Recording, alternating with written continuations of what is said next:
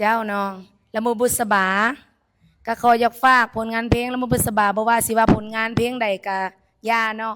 ฝากในอ้อมอกอ้อมใจใน FC ทั้งหลายเนาะบ่ว่าอยู่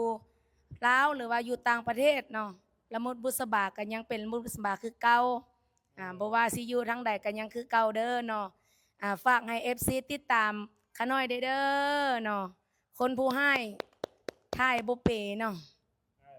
ยังงามคือเก่าท่ายบ่เป๋แต่ยังงามคือเก่าเนาะบ่ได้เอาโอเดจากบ้านเอาโออยู่ทางใดเนาะอยู่เนาะโออยู่ทางใดเนาะโอทั้งแข่งเวียงจันทน์นะลองอีกบ่5โอบ่โอบังโอบังโอบังโอ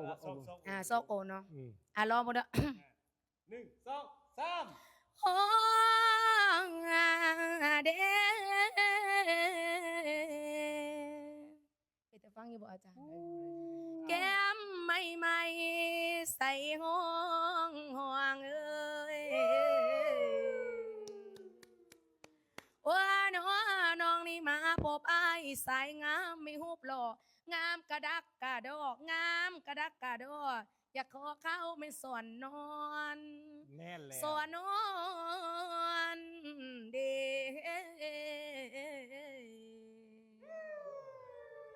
เป็นยังไงอาจารย์นั่นล่ะไปได้อยู่บ่คือนักห้องอยู่บ่คือนักห้องโดยบ่ว่ากันเด้อน้องมวยซื้อเนาะบ่ต้องซีเรียสเนาะนี่เด้อแม่ลูกเอื้อนลูกโอลูกอย่างแม่นไทยทงกับจอยกว่านี้นะไทยทงแม่นไทยทงหรือว่าทงนาอยู่นี่ไทยนี่แหละเด้อหลายทงเนาะทงทั้งเมืองสังทองเสียงครับเสียงลำ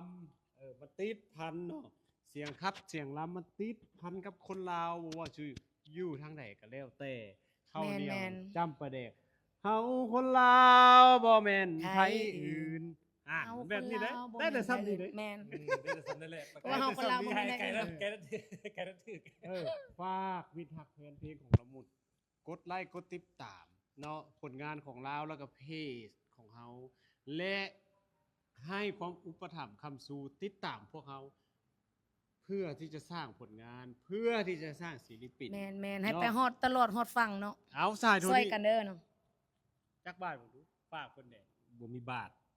บ่ได้เอาบาทมาจะพ่อไปพูดของภาษาเมื่อก่อนเพิ่นจำอยู่นี่เด้อเสียงสดเด้อ FC ทั้งหลายเด้อแล้วแน่นอนอยู่แล้วเนาะแม่นอันนี้นี่แหละสิ่งที่ทานจะต้องได้ประสบแบบมีความภาคภูมิใจทานพร้อมแล้วเนี่ยที่จะอยากได้โอกาสแบบนี้ผู้ที่จะมาห้องเพลงละมุดผู้ที่จะมาห้องเพลงแหล่ลำเสหรือเพลงใดก็ตามที่เราจัดมาให้ในซีซั่นนี้ทานพร้อมแล้วหรือยังอยากประสบอยากจะมายืนในจุดนี้หรือบ่ถ้าเลือกเองหาบ่ได้บังคับถ้าเลือกเองเฮ็ดก็ต้องเฮ็ดมันสุด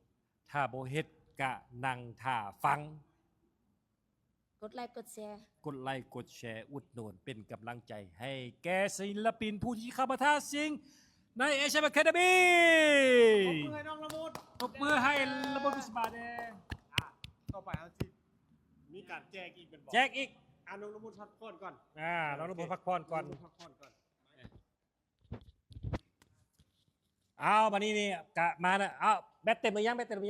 ผู้ดีทราบแบตเต็มน้องละมุดพาให้กำลังใจนะแบตของเขากะพอดีใส่จักเปอร์เซ็นต์กว่านี้โอ้แป๊บเดียวได้ตั้งว่า 10% เนาะเอาแจกครั้งต่อไปครั้งที่3ดนตรีมาลืมเฮ็ดดนตรีแล้วตึ้งดนตรีไม่ดนตรีมิวสิกออน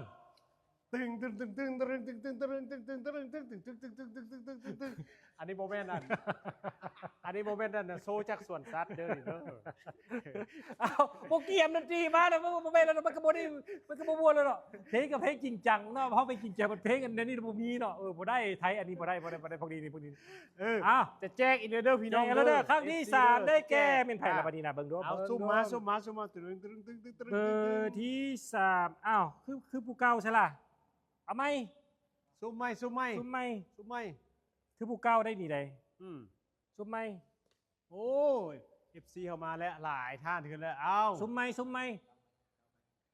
เอา เดี๋ยวแป๊บ รอ นึง ท่าบุญหนึ่งเด้อก ดเข้า สำหรับ กด กา เอา ร กด ซุ่ม กด เด้อ เข้ากด แต่ ออกนี่ สิแนะน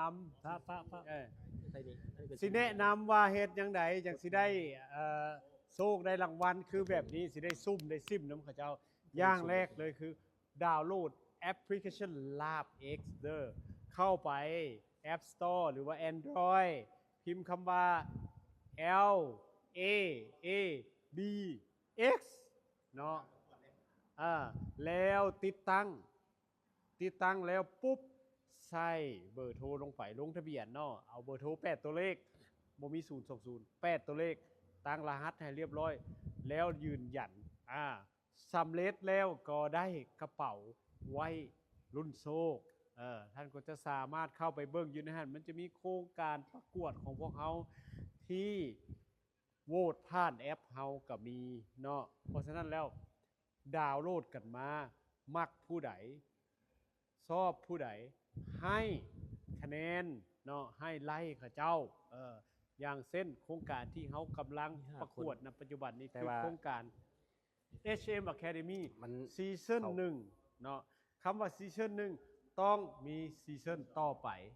แจ้งให้ทราบ ว่า ผู้ที่อันนั้นเพิ่นบ่ออนไลน์เพิ่นบ่ได้โพสต์ลง Facebook เพิ่นบ่ได้เห็นฉะนั้นน่ะคือสละสิทธิ์แม่นแล้วก็ซ้ำผู้เก่าหั่นฉะนั้ นี่ น คือกฎ แม่นคือกดไปแล้ว เออ ธรรมดาท่านต้องโพสต์ไว้อยู่หันถ้าโพสต์ไว้อยู่หันท่านโพสต์เข้าใน Facebook ของพวกเขาเนาะท่านจะได้รับสิทธิ์เนาะแม่นแต่ละมื้อแต่ละคนท่านจะได้รับสิทธิ์แน่นอน แต่ปัจจุบันก็คือ สละสิทธิ์ไปแล้ว แม่น บ่ได้ พอสลับ เฮ็ดตามกฎเขาแล้ว แม่นบ่ได้เฮ็ดตามกฎของเขาฉะนั้นน่ะคืออย่างเฮาซุ่มไปบ่ได้เนาะฉะนั้นเราซุ่มไป2 3เทื่อ4เทื่อปั๊บมันก็ถึงผู้เก่าแล้วก็ไว้โอกาสหน้าบ่แม่นบ่อยากเก่งเลย แสดงว่าบ่มีผู้เอาเป็นบ่ บ่แม่นบ่มีผู้เอาเขาสิทธิ์เขาบ่ได้เขาบ่ถูกตามระเบียบ มีแต่ว่าอาจจะอธิบายขั้นตอนเนาะคืออย่างท่านดาวน์โหลดลาบ X ลงมาเนาะสมาร์ทเรียบร้อยแล้วแล้วท่านจะมีลัคกี้นัมเบอร์อยู่ทั้งหัวของมันนั่นแหละเป็นตัวเลขอยู่หั่นเนาะบางคนก็ว่านี่เขาก็ทวงมาว่าปั๊บเป็น iOS เนาะเป็น iPhone นี่เขายังบ่ทันได้โอเคเดี๋ยวรอท่าก่อนมื้ออื่นมื้อฮื้อน่าจะได้เนาะ มือวันพฤหัส ว่าอย่างนี้อีก เพราะว่ารายการเฮาเนาะมี2มื้อต่ออาทิตย์คือวันอังคารกับวันพฤหัส เป็นปกติ2มื้อต่ออาทิตย์มันมีสเปเชียลเขาจะแจ้งไว้ต่างหากอีก ฉะนั้นนะคืออย่างดาวน์โหลดลงมาเรียบร้อยแล้วติดตั้งอย่างเรียบร้อยแล้วเนาะลงทะเบียนอย่างเรียบร้อยแล้วปั๊บเนาะทุกๆมื้อเขาจะให้ลัคกี้นัมเบอร์ก็คืออย่างเบอร์ผู้โชคดีเข้าไปหั่นเนาะเอาหั่นเมื่อมีการไลฟ์สดลิ้นกิจกรรมของพวกเขาก๊อปปี้หั่นมาโพสต์อยู่คอมเมนต์ท่านจะได้รับสิทธิ์จะถึงรางวัลเขาซุ่มให้เนาะแต่ละมื้อฉะนั้นนะคืออย่างแต่ละมื้อในการไลฟ์สดเขาจะซุ่มให้ฉะนั้นนะคืออย่างผู้ใดเบิ่งผู้นั้นจะมีสิทธิ์แม่นผู้ใดมีอยู่เนาะเปิดแอปขึ้นมาปั๊บแต่ละมือเปิดแอปขึ้นมาแต่ว่าบ่ได้เอามาแปะใส่คอมเมนต์ท่านจะบ่ได้สิทธิ์นั้น เพราะฉะนั้นแล้วติดตามพวกเขาติดตามพวกเขาดาวน์โหลดแอปก่อนขั้นแรกขนาดดาวน์โหลดแอปก่อนลงทะเบียนก่อนเรียบร้อยแล้วกะเฮ็ดตามกิจกรรมตามขบวนการที่เฮาแจ้งเนาะแล้วก็จะมีโอกาสได้รับโชคแต่ถึงจังใดก็อย่ามื้อนี้เฮาแจ้งได้2คนก็อย่าเนาะแต่ความจริงแล้วเฮาต้องการแจ้งให้4ท่านแต่ว่า แมนเพราะเขาเจ้าบ่ออนไลน์เขาเจ้าบ่ได้มาโพสต์อยู่นี่เขาเจ้าจะบ่ได้เพราะที่เหลือมี2คนที่ว่าเขาเจ้ามาเข้าเบิ่งนำพวกเขาเนาะแต่ว่าคนที่ว่าเปิดแอปขึ้นมานี่มีหลายคนเติบอยู่แต่ว่าบ่ได้เนาะหลายคนก็ว่าเขาบ่เข้าใจว่าเขาจื้อแต่เบิ่งมือถือแล้วบ่เฮ็ดแสดงว่าหยังไปเบิ่งคลิปคืนไปเบิ่งคลิปคืนเด้อว่าเฮ็ดจังไดเนาะให้เฮ็ดตามนั่นทานที่จะได้สิทธิ์มีบางอย่างนี่ก็ว่าค่อยบ่ฮู้จะเฮ็ดจังไดว่าซั่นเป็นเนาะค่อยก็บ่สร้างอธิบายได้ตื่นแล้วให้ไปเบิ่งคลิปคืนวิธีการมีวิดีโอในการแนะนำในการลิ้นเกมกิจกรรมของพวกเขาท่านเข้าใจลิ้นแล้วท่านจะได้รางวัลที่เขาตั้งให้ เพราะฉะนั้นแล้วอีก2รางวัลที่เหลือเฮายกไว้ให้เป็น โอกาสหน้า วันพฤหัส วันพฤหัส วันพฤหัสนี่แหละมื้อฮือเด้อมื้อฮือมาเจอกันอีก มื้อแล้วเจอกัน และพวกเขาจะนำการเคลื่อนไหวกิจกรรมบันเทิงต่างๆเนาะที่จะส่งเสริมที่จะให้โอกาสท่านในการมีผลงานแบบบ่ต้องจ่ายเพราะว่าทางพวกเขามีจุดประสงค์ในการผลักดันท่านให้เป็นดาว ต่อ เจ้าเป็นดาวอยู่ทั้งฟ้า ไปรักลิขสิทธิ์กับบ่ติดลิขสิทธิ์บ่นี่ บ่มีเพลงไหนจีบ่มีที่บ่บ่มีที่บ่คิดเอาซื่อๆเด้อันคิดเอาแบบก็คือคิดเอาหน้างานซื้อบ่ได้จีโอ้บ่เอาดิอย่าพามาเค็มกันดิ เอาเพลงเฮาตัวนี้น่ะ 3 วิบ่ฮอด3 วิบ่เกี่ยวบ่ฮอด3 วิบ่เกี่ยว โอเคมื้อนี้เนาะผู้โชคดีแบบบ่เป็นตัวอย่างได้ผู้โชคดีแท้ๆน่ะ2ท่านไปแล้ว ไปแล้ว เนาะ2ท่านไปแล้ว และนี่คือจุดเริ่มต้นในการแจกโชคแจกรางวัลเกิดขึ้นแล้วจุดที่ให้โอกาสคนเกิดขึ้นแล้ว ฉะนั้น อ่า ไปเที่ยวไปชมเอาขาวหลามปิ้งไก่มาแวร์เด้อถ้าใครไปไก่มาทางอันน่ะเส้น410ปีเนี่ยขาวหลามปิ้งไก่ปิ้งใดใหญ่มาแวร์ทางนี่ปิ้งน้อยก็เอามาแวร์คือกันเนาะแต่ว่าเหลือแต่ไม้นะไปทิมใส่กระทิมอันนั้นนะผมว่าทิมอยู่นี่ เอาก็ขอให้เที่ยวบุญเนาะด้วยความระมัดระวังและมีความสุขสมหวังทุกท่านนับตั้งแต่ออกพรรษานี้เป็นต้นไป พบกันไหมวันพฤหัสหน้าเด้ วันพฤหัส พอดี9 โมงเรียบร้อย เอาโอเค ถ้าไปนน เอา อยู่เดินหลายเพราะว่าโอ้ยอยากนอนมาสันสิวาใช่ไหมเนาะ เอา พบกันไหมวันพฤหัส หน้า หน้าแล้วเจอกัน